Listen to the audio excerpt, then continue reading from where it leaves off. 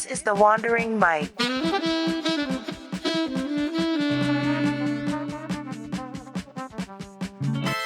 Welcome, everyone, to the Wandering Mike.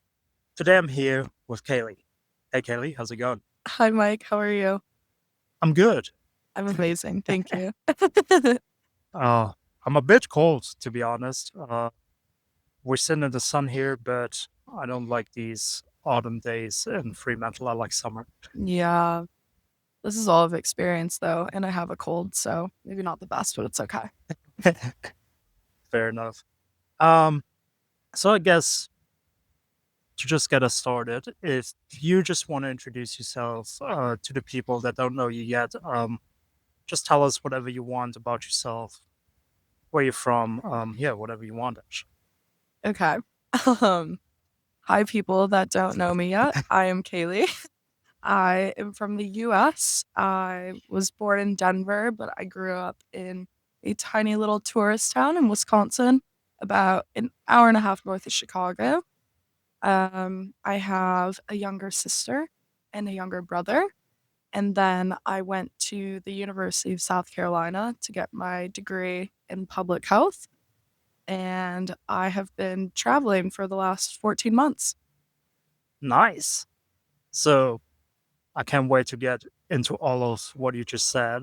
So maybe to start it off chronologically, and because also, I don't think if I've actually ever mentioned that on the podcast, but people that know me know that I'm a huge football fan, and my team is the Green Bay Packers. Is So it? I actually been to Wisconsin once with my parents, and we went into Lambeau Field and did like the whole tour and everything. Nice. So I was just wondering if we might have even driven by the town. You said it's a tourist town. Where did you grow up?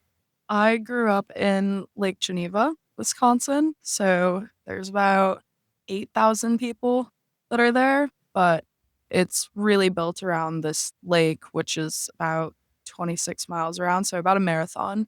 And you can walk Right. around the entire thing. And it started because um, the pretty sure the elite in Chicago went up to Lake Geneva when there was the Chicago fire. And so they just started building property up there. And then Right. that's just kinda how it started. Right. I don't think we've actually been by there. I think I know the lake, kind of, like that name rang a bell. Yeah. I don't think I've actually visited yet. Um, so it was more of a rural upbringing then, like surrounded by a lake and everything. No, a lot of people would think that Wisconsin is very rural. Like, when I tell my friends from university, for example, they're like, "Oh, you grew up around cornfields and Right. all that," but really it was a very interesting upbringing. Um, yeah, I worked, at a marina for about 6 years, so I was just on the piers, and there's a restaurant right there. It's a very interesting town. Like, there's people from all over the country that flock there. It's Oh, known for a lot of weddings. We have pretty sure it's still the only boat in the country that delivers mail by boat, oh, which is really oh, cool. that's cool. Yeah. I've never done it myself, but I have Uh, seen it. Um, yeah, it's very interesting way to grow up. I'm very lucky to be from there. It's a really, really amazing town. So, what when you were saying tourist town, is that mostly because you said like people from the US that come there, or is it Yeah. international? More the US for Right. sure. Like I've met people at school or in New York and Wisconsin. I feel like it's kind of a forgettable state like Mm, Ohio. But I say Lake Geneva sometimes and you'd think that people wouldn't know it and they're like, "Oh, my cousin had a wedding there last weekend." So, right. very random. Yeah, I don't know. I like Wisconsin. I mean, obviously, I was pumped that we got to go to Green Bay, but Yeah. Milwaukee wasn't bad either. But that's the two places I've seen, so I don't know Yeah. much about the rest of the state. There's a big German population in Milwaukee actually. Oh, Yeah. oh, I didn't know that. Uh-huh. Yeah, they do their own like Oktoberfest and known for the bratwurst and all that. Oh, nice. Yeah.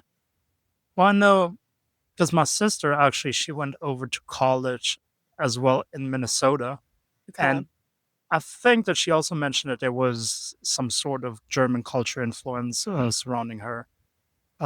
So it's probably not that uncommon up north there. Yeah. So how long did you live in the States or No, she just did like a semester thing. okay. She did like because her school offered her the opportunity to go abroad for yeah, I think it was one semester, and Yeah. she did it in St. Claude, uh, Minnesota, which is like Okay. close to Minneapolis. I think I don't know, Yeah. but it's Minnesota. Um, so yeah, talking about studying public health, what, how does one, or why rather, does one end up studying public health? Um think in high school I really wanted to go to med school. Like that was my dream. So I started in university as kind of pre-med public health. That was the best way to do it instead Right. of a biology major. And my school had a pretty good public health school. So that's what I did. I was probably on the pre-med track for about 2 years until I switched to more healthcare administration classes. I Mm, decided that I did not want to go to med school anymore. I mean, it's very expensive. It puts you back like half a mil, and right. then, that's like 8 years of your life, and I really wanted to study abroad in college, but just kinda didn't work out because of COVID. Mhm. And so I was like, "Okay, scrap med school, maybe get back to it later on in life, like, no rush." But, um, yeah, so I did more healthcare administration stuff, I think, in college. Yeah.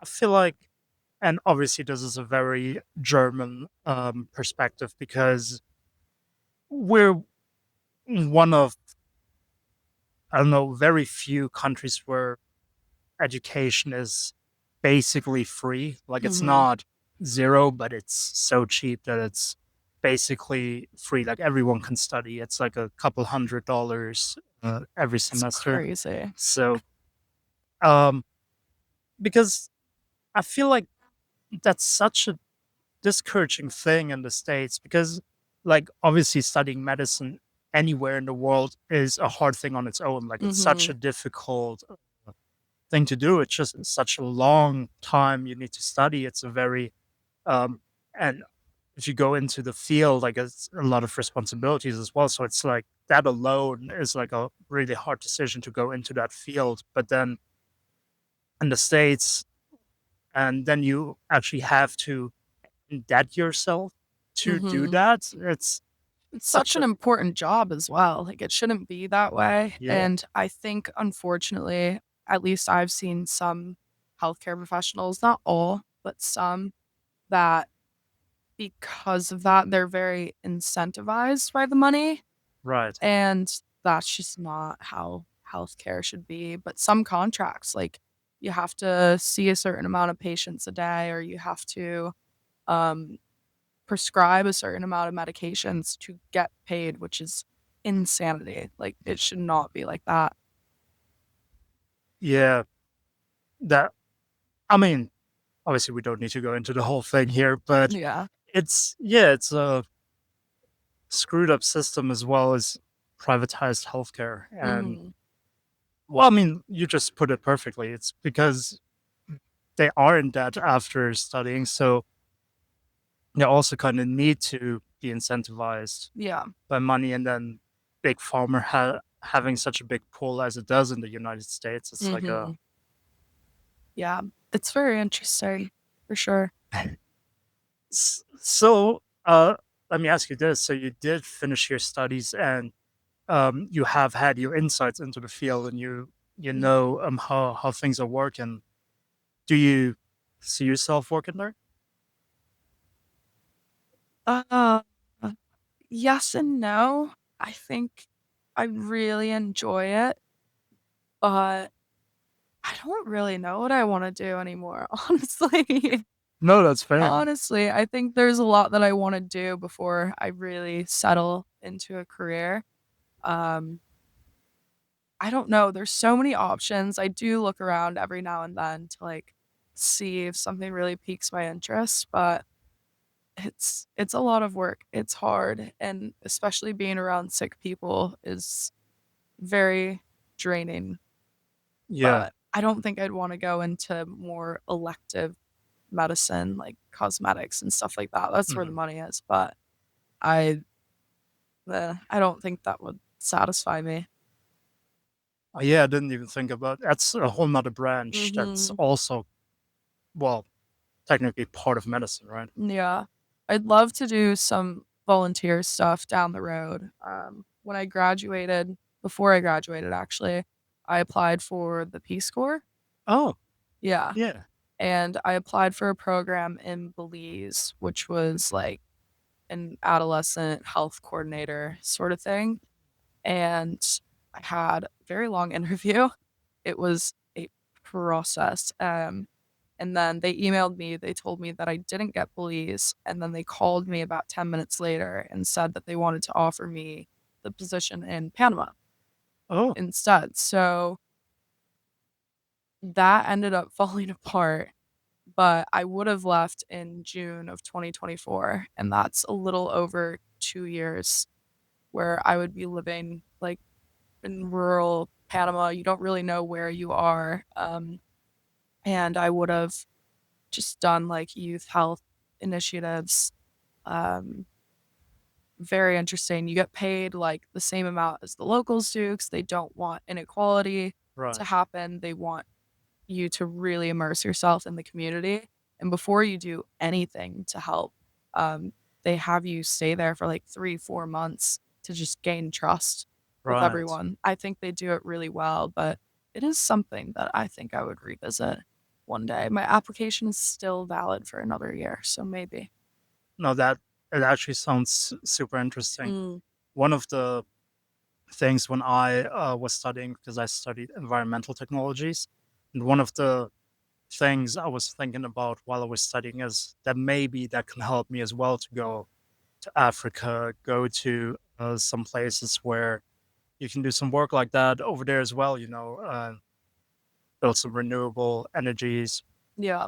just some wells and stuff like that. Mhm. Um, I mean, spoiler, I never did.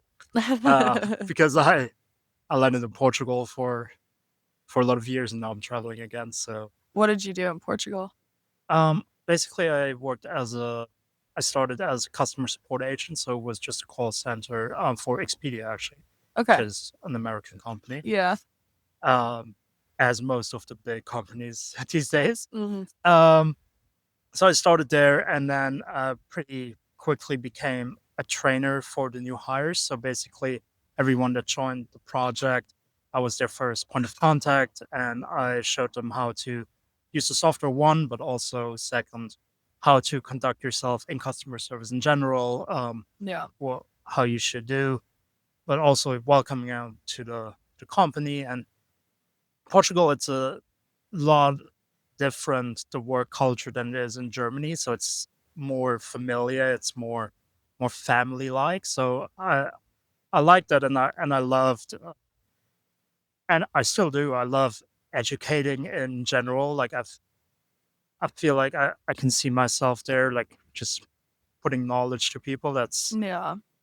but also learning myself how Mhm. to efficiently put across knowledge. Like learning more and more what are the best ways Yeah. to do that. Yeah, and I love that job. But yeah, then I decided to travel again because it wasn't time for me to settle down yet. Yeah. Because that's what I probably would have done and grown old in Portugal. But yeah, then I went off to New Zealand and now I'm here. Now you're here. Now we're S- here.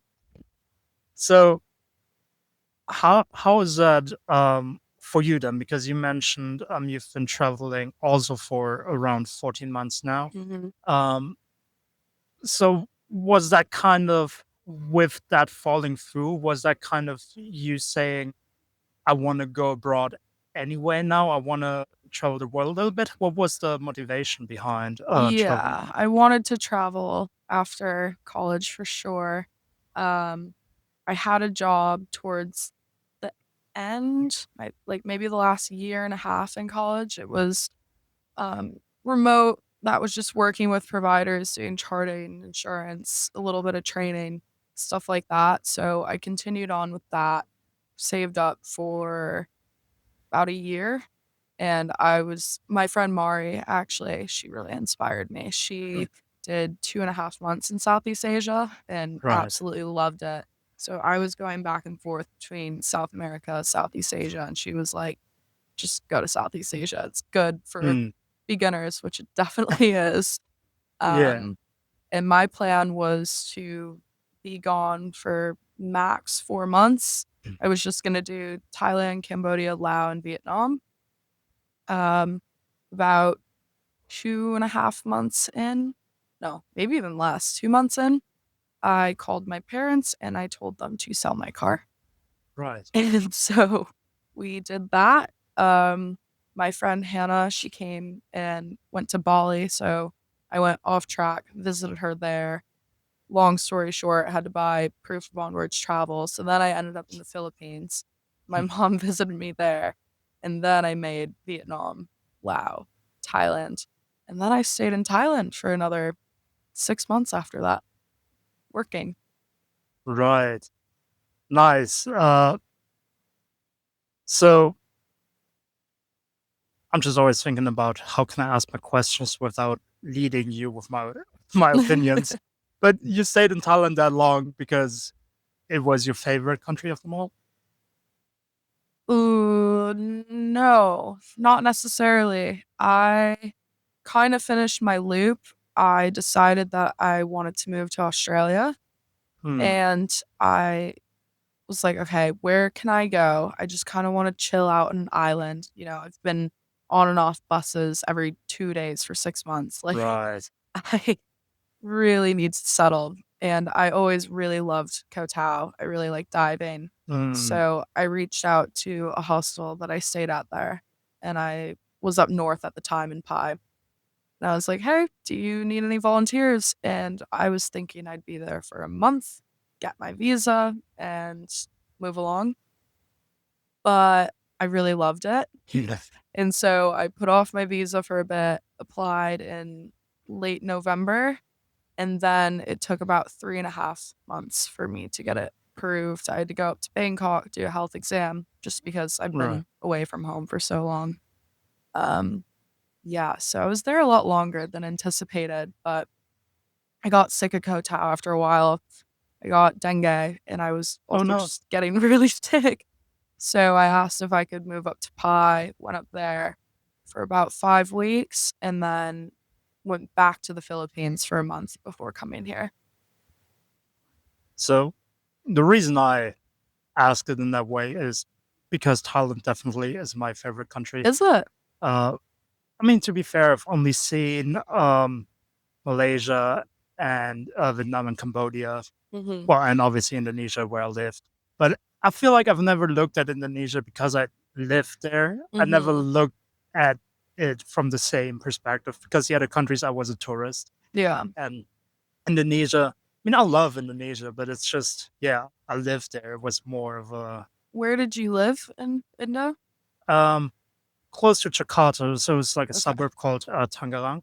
Okay. That's where the university was because I was basically studying Oh. there as well. So part of my studies was part because it's environmental technologies and development work. That was Mhm. the second part of the studies.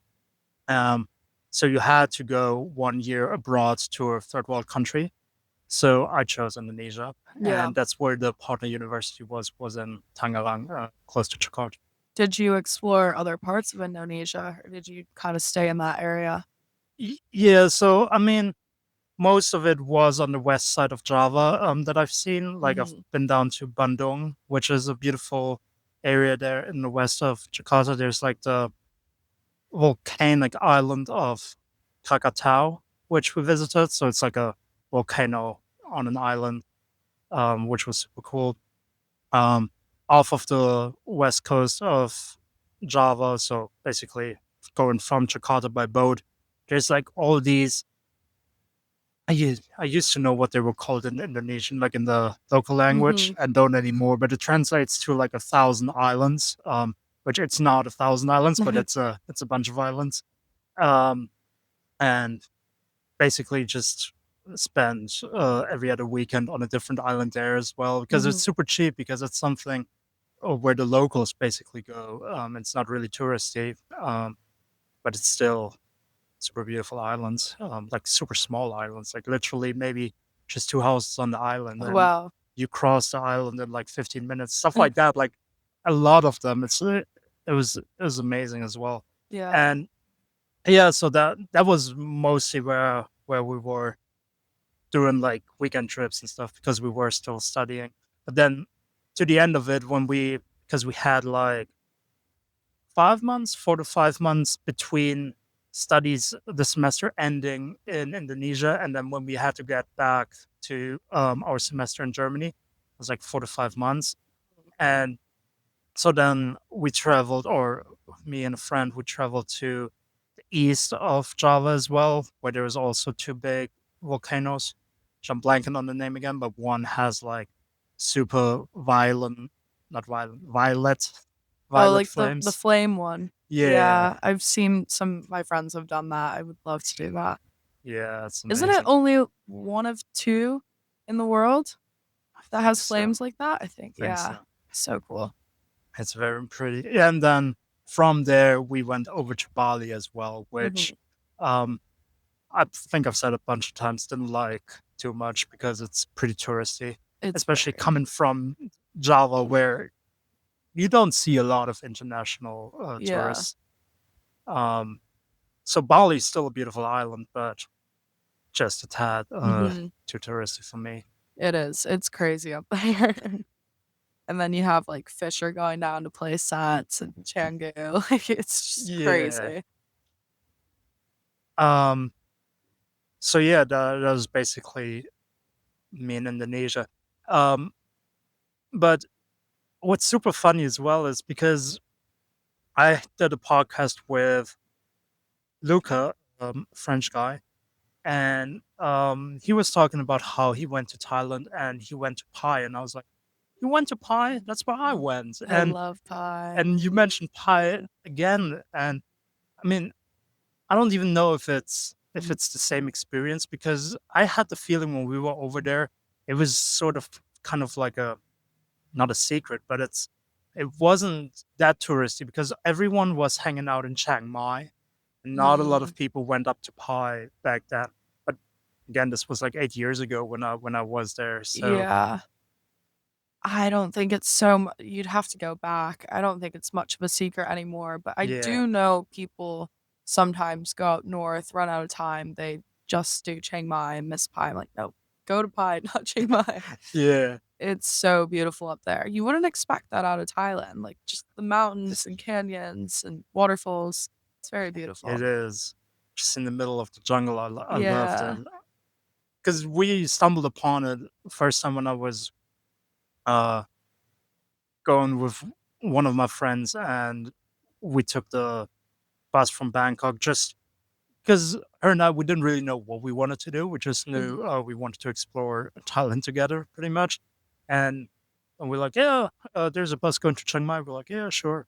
And then we're partying in Chiang Mai, and then someone's like, I just came back from this hippie town in the middle of the jungle.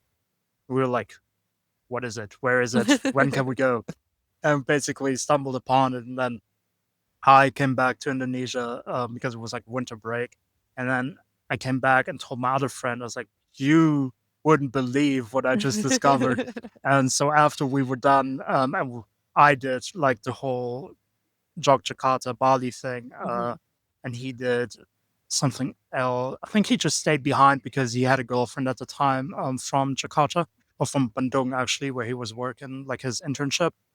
Um, so he just stayed there for a little longer, and then we both met up in Chiang Mai. So we both flew to Chiang Mai and straight to Pai, where we stayed for another month and just stayed in Pai Yeah. for a month. Um, It's so easy to get stuck there. We call it the pie hole. I don't know if you've heard that, but you get stuck in the pie hole. A lot of people there are there very long term as well. Like yeah, It is still super hippie and just free flowing. The people are lovely though. I love it there. Yeah, might have to go back, see what it's like. I'm sure it's changed a lot. Thailand, I've heard changes every couple months with the tourism. Right. It's very, very quickly just becoming a massive tourist hub. Just so unfortunate to see. Yeah, probably changed because I mean when I was there 2016 and Hmm. then because it was only afterwards when you got the whole legalization thing and then you had like Yeah. more and more tourism thing. When I was there was about the time where Southeast Asia was also like up and coming Mm. kind of thing. So Oh, I'm I don't jealous. yeah, I mean honestly talking about it now, I don't even know if I go back if it's gonna be the same experience. I don't think it would be the same experience at all, but I think it would be very interesting for you to see how much has changed. Yeah, for sure. Um, so no, I just wanted to because I find that very interesting that Mhm. now people they've been to Thailand, they've been to Pai. I was like, Mhm. I had the feeling like not a lot of people had done that when they were back in Thailand, back when I Yeah, was going there. But also a lot of my friends that I met in Thailand and in Pai as well, they all either came from or were heading to Koh Tao as well. So that was I love also Kotan. always a thing where people were, which I didn't make it down there. Mhm. I didn't. I went to Phuket on another trip and did like Koh Phangan and Koh Phi Phi, like from that side, but I didn't go over Yeah. to where Koh Tao is. And so, um, did you like yourself? You do a lot of diving. Did you go diving there while you were there? Yeah, I have my open water and my advanced. So I did that in the start of my trip, about a month in, I want to say. And then I did a few other dives around Southeast Asia, which was really, really cool. I went back and I thought about getting my dive master, but I think maybe I'll do that another time. I think that would just be really cool to have. Yeah. But yeah, the diving's nice in Koh Tao. It's more animals and fish. You do have the chance to see like a juvenile whale shark. That's really, really rare. Oh, wow. Um, my favorite would probably be that I've been to would be Chumpon. So if you go down to about 26, 27 meters, which is the advanced certificate, Mm. you can just kind of float and a school of barracuda will just circle you. It's really, really Oh, cool. wow. Yeah. That's amazing. Yeah, I've never. I mean, I scuba dived one time only. Where else could it be than at the Great Barrier Reef? Like Mhm. when I was traveling Australia for the first time I was here. Mhm. I did like a 1 hour. No, it wasn't even an hour. Like half an hour, maybe 15 minutes. It felt like very long, but it really Yeah. wasn't. Um, like an introductory like dive. Mhm. Before they told you a little bit, like you had someone that held you as well, so you didn't have to do a lot on your own. They were just like those are the things you have to do in an emergency, like how to handle slowly going down, like releasing the pressure, Yeah. all that stuff.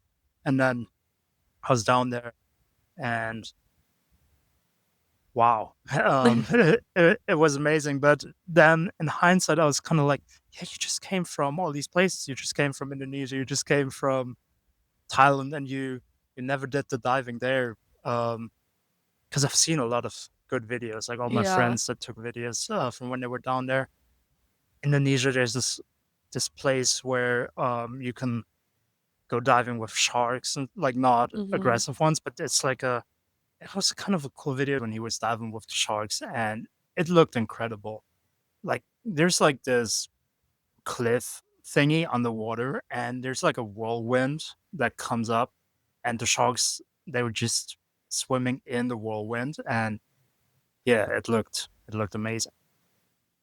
Yeah, when I was in Florida actually a couple years ago, I went snorkeling with bull sharks and that was really cool. The scariest part actually was looking at the sharks from the boat into the water Mm, because you can see them kind of thrashing around. It looks like very aggressive scary, I guess. But once you get into the water, it's really, really beautiful. Like it's very calm, it's very peaceful. You have a diver underwater with you. They bring up a chum bucket. So depending on how comfortable you are, it'll come higher and higher up to you. So they get Right. closer. Um, I think at one point we saw probably 15 bull sharks around us at Oh, wow. once. In total, maybe 120 ish. That's crazy. But you could reach your arm out and touch them if you wanted to, which obviously you shouldn't.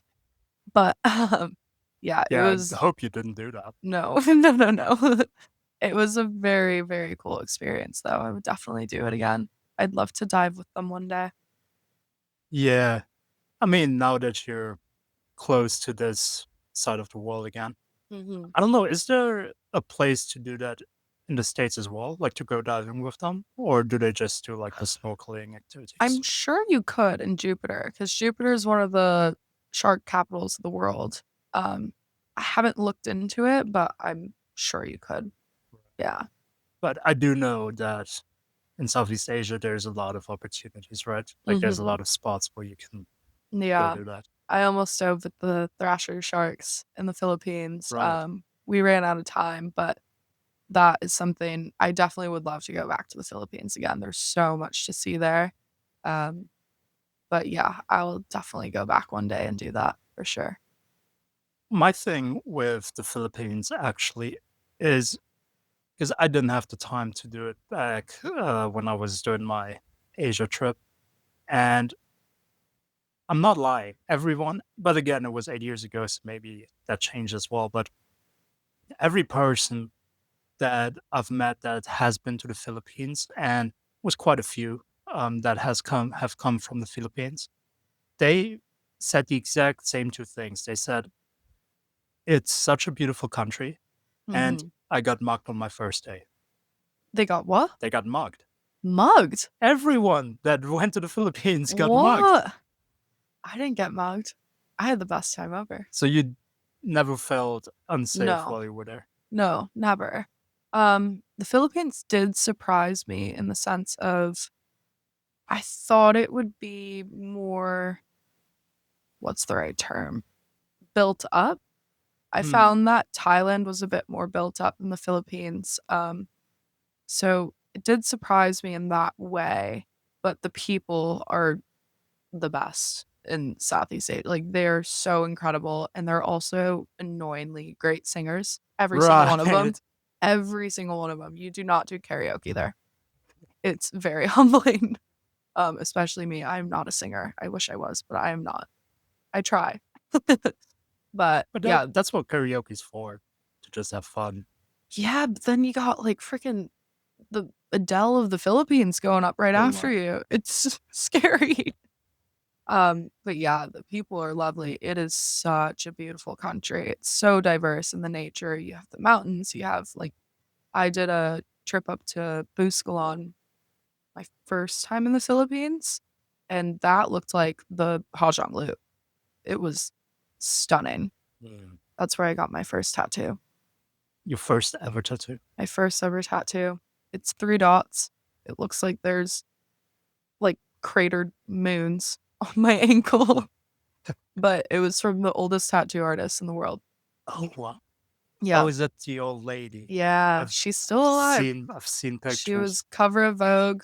Very, very cool Yeah. woman. She was 107 when I got it done. Wow. It takes about 14 hours to get up to her. Then you stay overnight in the village, um, just kind of at a homestay. You have a guide, and now she's 108. Wow. Yeah, it was very, very cool. So there's like a whole thing of getting a tattoo from her. Like you Mhm. have to like get the overnight. So like all that's part of it. You can't just like rock up and be like, No, so there's a lot of tour companies that do it. "Mm, I was traveling with this guy and we decided to do it on our own during the week right. because the tours only go on the weekends and sometimes people get up there and they don't even have time to get tattooed by her. Mm, So we went by ourselves, which was a journey because you're dealing with no service and you have to kind of plan everything out. You have to get a right. guide, but I think it was a 10-hour bus and then a 2-hour bus and then another 2-hour bus, and then there's like a 15-year-old kid that you pay like 10 cents to, and he drives you 15 minutes up this mountain, and then you do a 45-minute hike, and then Right. you're in the village.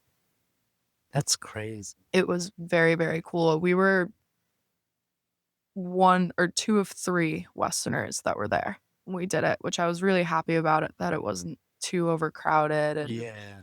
they treated us so well. Like the homestay, there was just kids running around with their bikes, and we were staying right next to the school that they have. They told us that they're still in these tribal wars to this day. Oh, wow. Yeah, they have an issue with another tribe nearby in the mountains. They came up and they cooked us dinner, no forks or anything. It was rice, pork with the hair still on it, and this really good bean soup. And then all the men of the village came up and they had this homemade rum, kind of like happy water, maybe. Mm. And so we started drinking with them and laughing, and wasn't too much communication because the English isn't great, but it was still really, really cool. Yeah. That sounds like an incredible experience. Mhm. And that's a story you like. You have that tattoo, those Yeah. crater moons. Yeah. Yeah. No, I would do it again, even if I didn't get the tattoo. It was so, so cool. One of my favorite things I did for sure. Yeah, and it also again talks to the like how friendly they all are and how they Mm. just want to like that hospitality they just have that I also experienced in I mean all over Southeast Asia actually, but in Indonesia as well because Oh, they're so that nice. was a little bit more special to me in Indonesia again because I lived, Mhm. like obviously they are just super nice people. I realize that now as well. But in the beginning, there's a little bit of, oh yeah, maybe it is because I'm a tourist. Maybe Mhm. oh I'm the white guy. Like Yeah. maybe it's that, but it's genuinely just curiosity and hospitality. And because when we came into the university, like everyone was like, oh yeah, so when are you gonna come by to meet my family? We're gonna cook you dinner, and it's Mhm. like wow, this is like such a warm culture over there. Oh, you could just knock on someone's door. I need a place to stay. They're like, here you go. You get the best bed. Here's a spread of food. Have whatever you want. They're Yeah.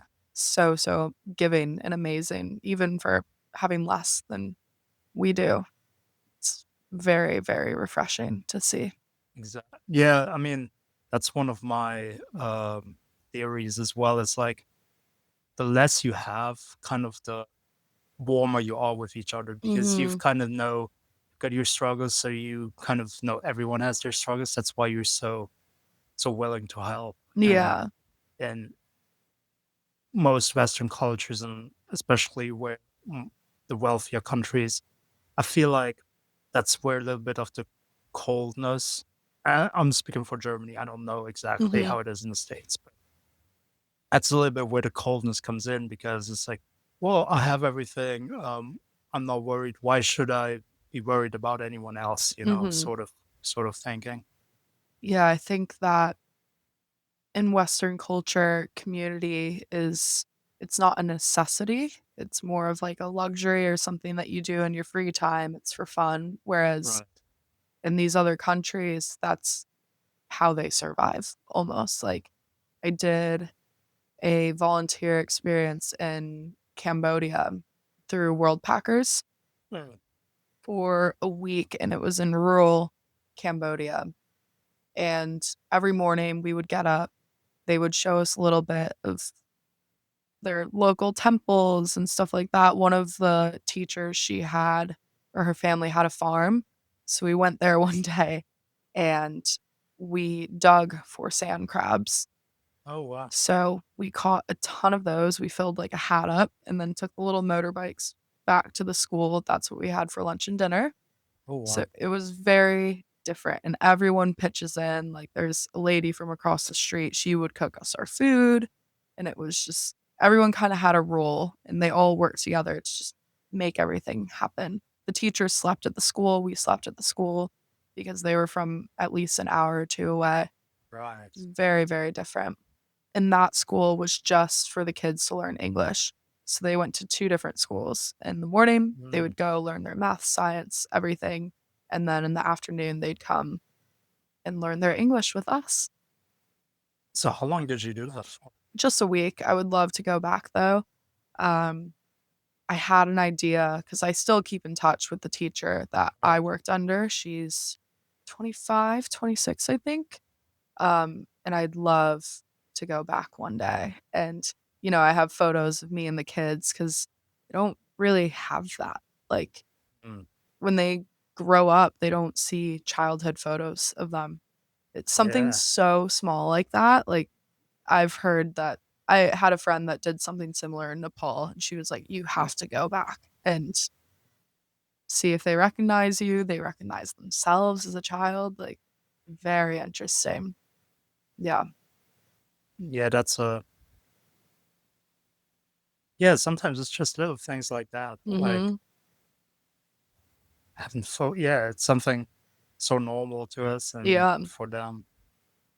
But I loved, like, the idea in general, because in last week, podcast with Diogo, he also mentioned about a volunteering program that he, might join in Japan, Mhm. and it's basically, um, a little bit more than that, actually, because he said it's also, like, getting them to know your culture, like, sharing a bit about your culture as well, and I just love, those kind of things where foreigners have the opportunity to become part of the local community, but also that they are just seeking uh, those foreigners out as well Mhm. to help and teach the kids there. So yeah, it's Yeah. pretty cool. I would highly recommend it, especially the way that Southeast Asia is going right now. It's just becoming more and more touristy. So being able to do something like that, you can actually see the culture and have these it's really easy when you're traveling to get wrapped up in people similar to you. And I Right. find that a lot of people like don't reach out to the actual locals as much in an arena that is Southeast Asia. It's Yeah. harder to do that, I think, which I mean, you can travel however you want, I think, but yeah, it was really cool because I just sat and I talked to the teachers and they learned a lot of English from me as well.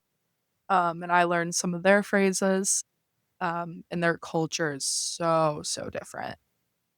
Like just thinking about how they can spot a piece of land walking down the street and they're like, okay, that's mine. You don't have to buy it off of anyone. You don't have For to real. no. It's they're just like, "Oh, that's mine." And then they work really hard and they build a home and Right. it's theirs. Like that to me, I was like, "What?" So that was in Cambodia, was it? Mhm. Yeah. Yeah. That's yeah, that's it's crazy notion for like So different. and I'm not saying that in a bad or a good way, but for a capitalist country. That's just Yeah. such a I was crazy like, notion. "So you just found a piece of land and that's yours now?" Like, "What?" I'd have to sign a million contracts and spend $200,000 Yeah. for grass. Pretty much, yeah. So funny. Uh, so I mean, I kind of don't like the question, but um, I'm not gonna ask it. I'm not gonna ask about your favorite country, but maybe It's a hard question. no, I know, but because you've told us so many interesting stories now as well, but if there's is there one of those that you didn't tell us that maybe is your favorite story? Like looking back, is there like that one experience? Gosh. Based on what? Like, Yeah, fair. yeah, I mean, oh, maybe come back to that. That's a hard question. No, I mean Yeah, it is hard, especially because you just told true stories that were kind of like really Yeah. great stories. I've had so many great experiences on different spectrums, like with people that I really love to travel with locals that I met and sat down with volunteering, with even just the partying out there. It's like I've had Yeah, many just very different experiences, I guess. Oh, actually, this is a good one. I did the ferry, no, not the ferry. It was like a boat excursion from El Nido to Coron. It right, in the Philippines. It takes 3 days, 2 nights, and you go from island to island. You're kind of island hopping around. I got stung by so many jellyfish. It was jellyfish season, so you jump in the water and you're just getting stung nonstop. right. It's more annoying than it is painful. So Still they're don't like them. not as dangerous as they are here in Australia. It's like No, they have the box jellyfish there. they do. Yeah, they do, but it's just rare. You usually just get like the sea lice.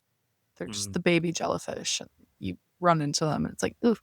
right, um, but on our last night, our guide was like, "Do you guys want to leave at 11 p.m. maybe and go to this party on this island?" right, It's an island of, I think, 90 families. Tourists don't go there. So we were like, yeah, let's go get on the boat. We had to fill up 2 boats to go there. Very dark out. And you're sitting on the side of these boats on these wooden beams. And we were dangling our feet in the water. And the bioluminescent plankton are just splat. Like it was everywhere. It was really, really oh cool. wow. And then the other boat broke down. So we had to tow it to the island, and we got there, and it was like an awards ceremony. Mm, So it was this massive dirt basketball court and then a stage, and everyone sat at these tables with a bottle of rum and a bottle of Coke. That's their drinking culture there. They just pass around these cups and all share from the right. same bottles. And so we're like, what is this? Like, it was like second best basketball player, third best basketball player. I was like, what is going on? And then people would accept the award and then they'd sing a song. Oh, It was really interesting. well, that's why they're such good singers. Yeah. That's probably why. And then they had street food. Like there's people that came from other neighboring islands that would Oh, sell food for this ceremony. oh, wow. So after all the awards were done, they played these games and they really wanted us involved. So I did 2 of them, I think. The first one I did was there was a cup on a one of those plastic crates, and you'd dance around in a circle and the music would stop and you'd have to put your head down and pick up the cup with your teeth. Mm, And then if you didn't have a cup, you were out. So we kept right. going. I won that one. I was very proud of myself. And if you won, they'd give you money and candy. Oh, really? Mhm. Oh, wow. And then I played musical chairs, and that was like 40 people maybe, and I was in the final 3. But the 2 boys, they went against me. They wanted me out, so they Mm, they shoved me out of the chair. I did get a consolation prize though, and then it just turned into this massive party, and they go until 7 in the morning, oh, wow. and it was the same 2 songs on repeat that they played. One of them was that one where it's like, "Helicopter, helicopter." And the kids were dancing around us. They're really good dancers, and we were just sweating and dancing with everyone. Everyone was so nice and so interested about where we were from, what we were doing, Mm. happy we were there. It was really, really cool.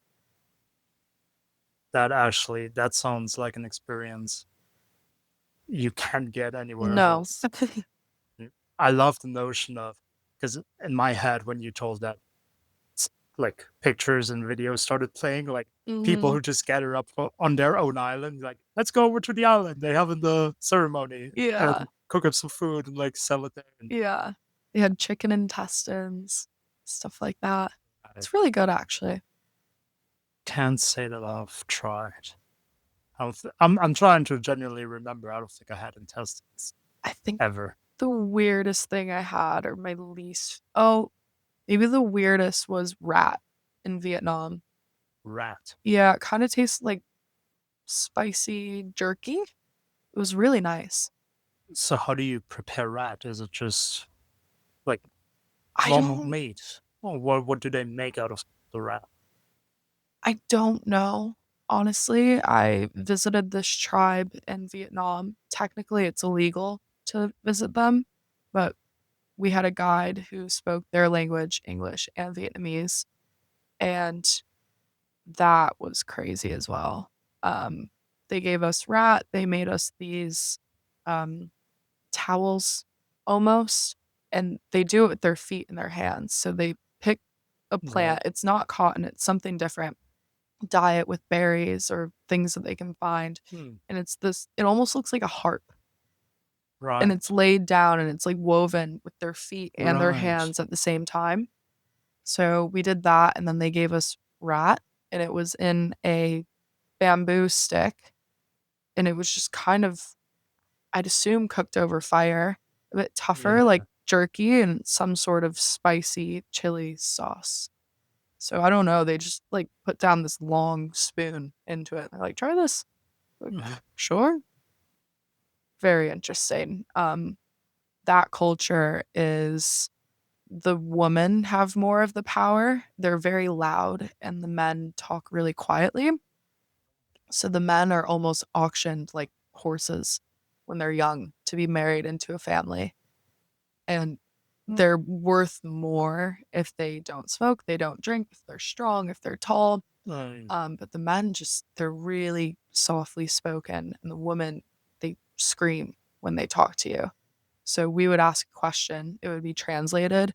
And there was probably 9 women sat on the floor in this house that's probably smaller than this. Oh, Um, and they would just all start screaming at us at the same time. And in order to invite someone into the home, you have to physically grab them by the arm and pull them in because it's a sign of respect showing that you think that they're clean. right. Very weird. And they believe in black magic. So we weren't allowed to have phones because part of their black magic, I guess, is if you take a photo of someone, that's the start of maybe a bad spell. Mm. So no phones, no photos. In general, though, I do think it's probably better not to introduce technology, like in general, No, right? no, Because I don't suppose they're using technology. no, nothing. Because sometimes they nowadays, because I've known of tribes in different countries in Africa, in South America, where they do slowly use technology now just because Mhm. it is present. But yeah, I don't suppose they use technology there. No, they get supplies from the government. They're kind of like tucked away. I think Mm. they just don't really want Westerners around. And but they were so curious to see us. Like it was very interesting. Oh, so that's why you say so. And in general, they shouldn't really have contact with. Is that kind of why you said it's technically illegal I'm to not visit them? quite sure why it's illegal. I think they're just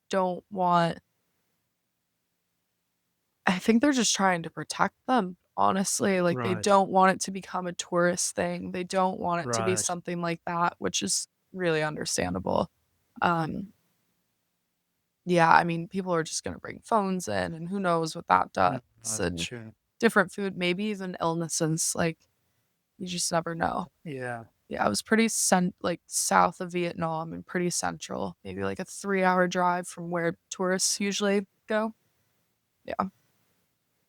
So is that um like one specific tribe? I'm just very interested in the matriarchy of it all as well. Like, do you Mhm. feel like that was that tribe where that's just how they do things, or do you feel like that's something that the tribes of the Philippines and maybe the Philippine culture, like the old Philippine culture, that's kind of what they're based on is matriarchy? I'm not really sure why that is. I think they're just based on their history, that's just what's been taught. Like they're known to maybe they value that nurture aspect of, what we view as a woman. Yeah, Um, and men are kind of just more of the workers. They do everything. And yeah, the woman just had power. It was a weird social dynamic to see because it's not just the inner workings of their tribe, but you could actually see it the way that they spoke, the way that they walked. right. Like the men just were very quiet. They didn't really say much. They weren't really involved, honestly. So they were pretty much waiting to being talked to, Mhm. and you weren't really. Yeah, I've never seen something like that before. Very interesting. No, that sounds. You're just full of interesting stories, aren't you? Thanks, Mike. um, I guess because I could talk about Southeast Asia forever. Because Mhm. I like I said as well, like didn't share too many stories, but uh, have a bunch of them too, and I loved it. It was a very good time in my life as well. Um, so not to dwell on the past, so now we're here.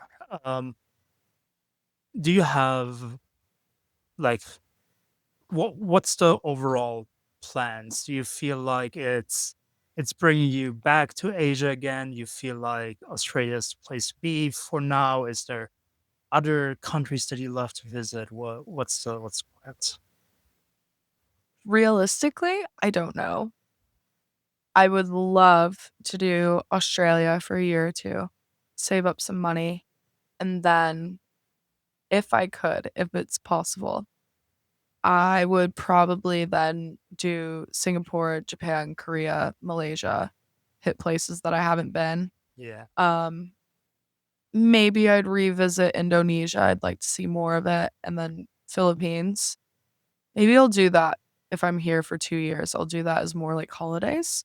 yeah, But then I would love to do Central Asia, so Turkmenistan, Pakistan, right, Kazakhstan. Um, that would be very, very cool. And then from there, I would love to go to Africa, maybe do some volunteer work there. I have a few friends that work in nonprofits or own nonprofits, so that would be right. very cool. And then I would love to go to Europe and do a tour de Europe just because I've met so many Europeans out here, people from the UK. So, and I've never been actually. So I'd love to go. And then South America, Central America, then home. That sounds like Oh, also perfect New plan. Zealand, Oh yeah, just because we're close right now. no, you should go to New Zealand. I would It's love to van it such a for a few months. such a beautiful yeah, and it's Yeah. perfect to Yeah. do in a van. Like that's what I mean. Most tourists do anyway, but also actually people on working holiday visas in New Zealand. It's Hmm. very common to just have a van and Yeah. stay at that farm for a few months, work there, and then continue your road trip. And Yeah. I hope my friends from home don't listen to this because they miss me. They want me to come home. I always tell people I'm like 2 to 5 years. That's how long I'll be gone. and I mean, realistically, life is always life, and you might go back to the States for a bit, maybe even, and I'm talking from my own personal experience, Mhm. make a detour in Portugal. Or, it's Yeah. always possible that you settle down somewhere for a couple of years and then you go again. It's not like if you go back now, like that chapter's closed forever. Yeah. I think that's my fear right now. I've always said that I'll know when I'm ready to go home. Like I'll feel it and I'll be like, Right. "Okay, time to go home." And I miss my friends and family so, so much. Um, and I would love to see them. I try to convince them to come visit me all of the time. But I'm so scared that once I go home, I'll, get into my career because kind Mm, of how it works in the States is you start a job, you're at the bottom of the ladder, then you work your way up, and it's very hard to, Right. just quit your job and then start from square one again. So I'm scared that once I go back home that it'll Right. be years and years and years before I can do anything similar to what I'm doing now. I mean, we get vacation, sure, but for a week. That's I was about to say it's actually yeah, because in Germany you get like 6 weeks, 7 weeks, it's something not like that. enough to go fly. I mean, we're so far from everything. It's not enough to go fly. I've stayed in places in Southeast Asia for a week because there's so much to see. Like, can't go back and forth that many times. Yeah, I mean, it's scary. I'm I'm always but yeah, you shouldn't take me as the compass at all. Um, but I feel like you can always do what you want. I mean, obviously, I see and I know the culture in the States as well, and I do know that you can be like, "Oh, yeah, 4 years ago, I was in this position, please take me back." I get Mhm. that as well, but, um, yeah, I just feel like, especially the people that I met the fellow people I met, from the States as well, people in their 30s that have been traveling on and off, like, if Mhm. it's in you, you'll find a way, you'll make it work. Yeah. Um, but, I mean, even the better, like, if you're gonna see all of these places, now and gotta check, like, even better for you, you know?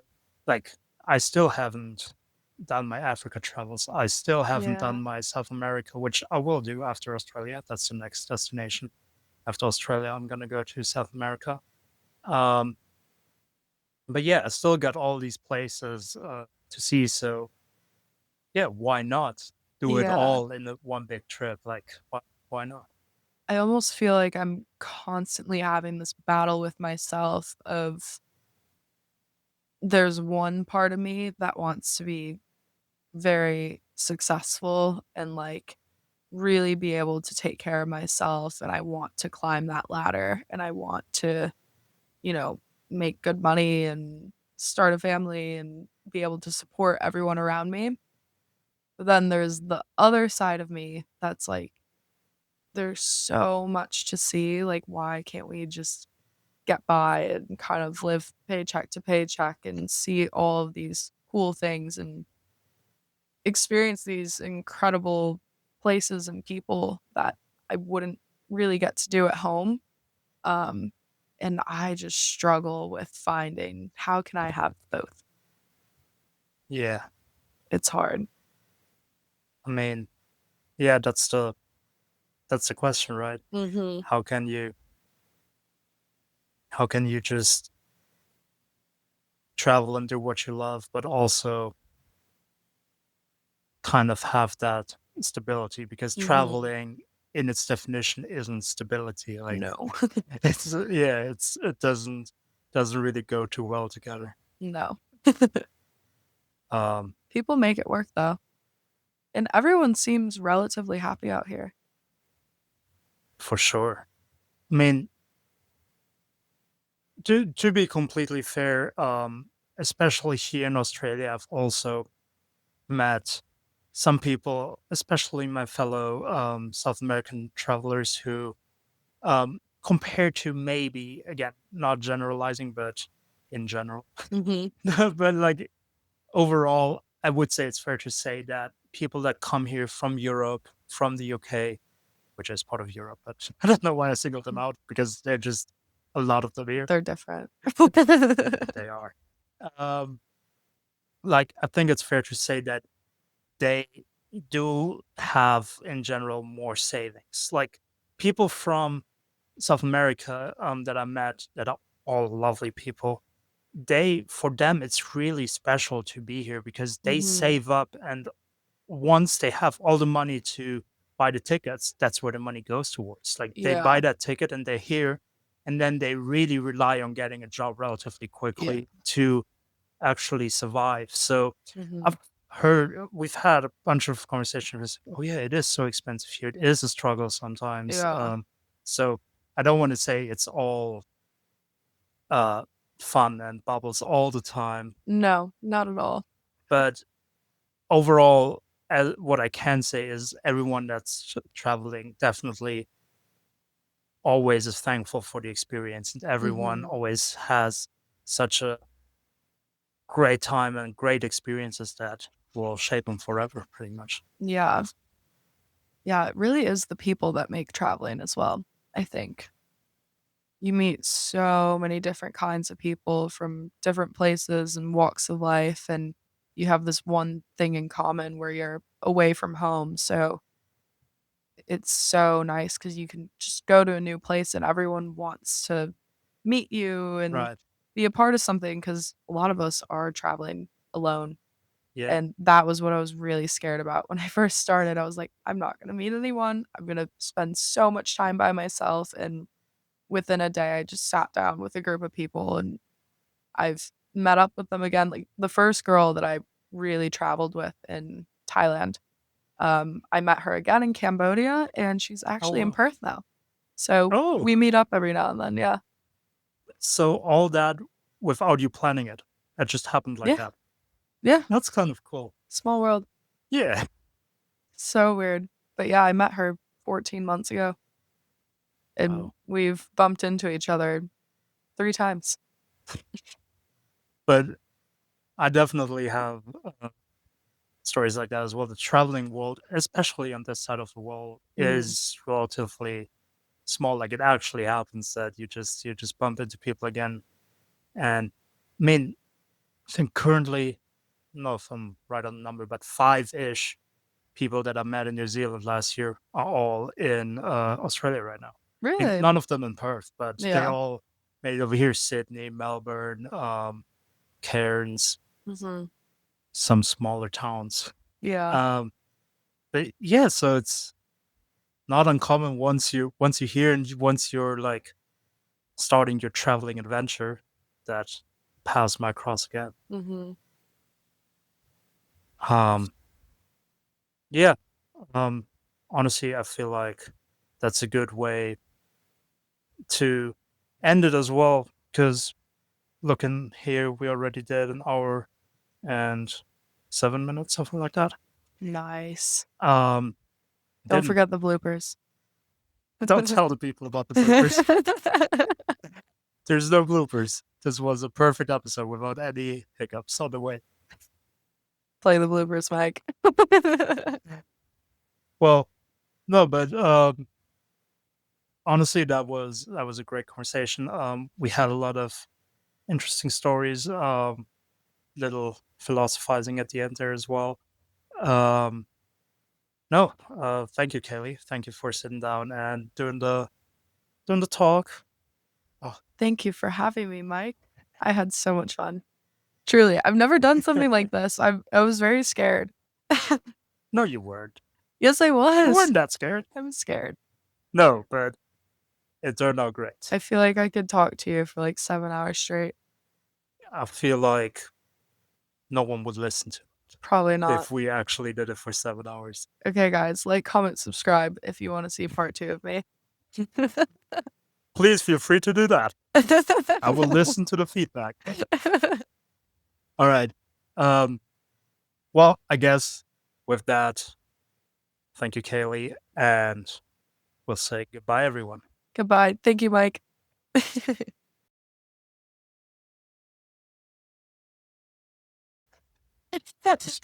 I'm sorry.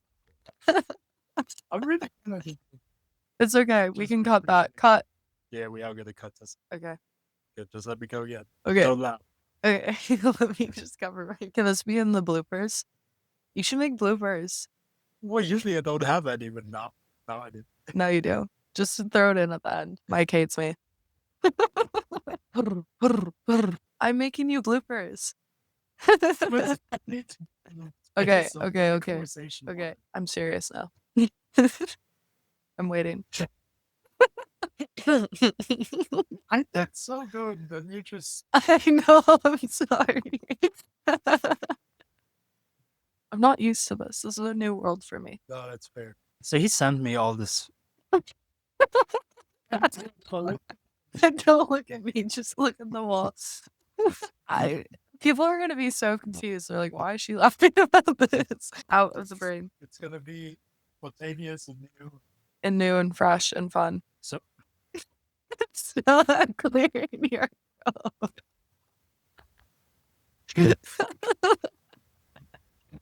Oh. Okay, I'm ready. Are you not ready? I'm not even doing anything. You're just laughing at me. all right. It never happened. Do you need a sip of water? You didn't want to do ASMR with that. I actually Your friend showed you the video. did. So yeah, you showed me the videos with the sharks. I'm not doing anything. I'm just happy. You're never happy. I'm always happy. I'm happy to be here. All right, thanks, guys. Thanks for having me on. Okay, I got this. Okay. Do I need to look away? You should not go into acting. I'm sorry. I redact that statement. Yes. Hello. I went snorkeling with bull sharks Right. and no, we can keep that. No,